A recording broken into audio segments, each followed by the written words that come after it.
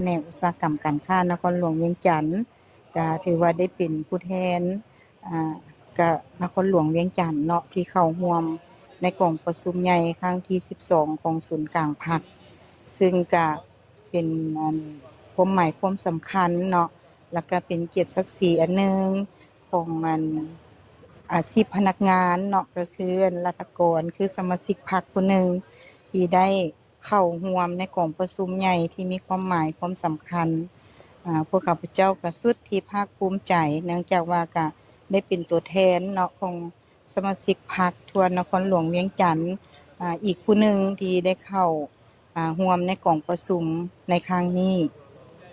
ซึ่งกองประชุมในครั้งนี้ก็แม่นมีความหมายความสำคัญหลายต่อประเทศชาติก็คือต่อการพัฒนาทางด้านเศรษฐกิจสังคมซึ่งของเขตของพวกข้าพเจ้าก็แม่นเฮ็ดเกี่ยวกับ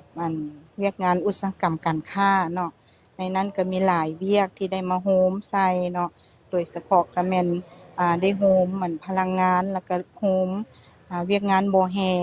เข้ามาอยู่ในของเขตอุตสาหกรรมการค้าซึ่งก็เป็นของเขตที่พวกเราได้มีความรับผิดชอบสูงขึ้นเนาะสูงขึ้น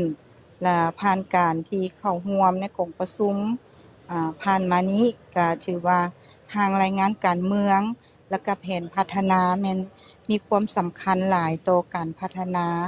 ก็คือพวกเรานี่ในนามคณะรากฐานก็สิได้นำเอา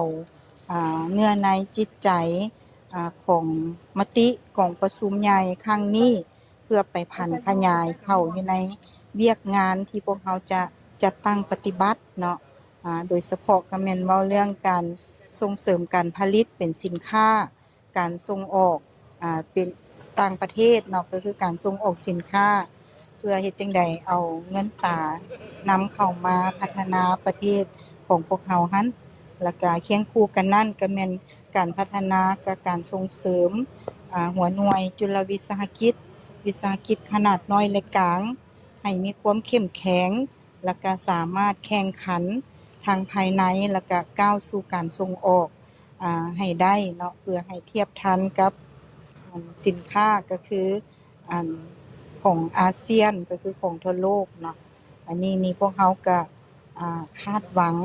ว่าพวกเรานี่สิได้นำไปเพื่อพันขยายให้มันมีประสิทธิผลสูงเนาะต่อมติของกองประชุมครั้งนี้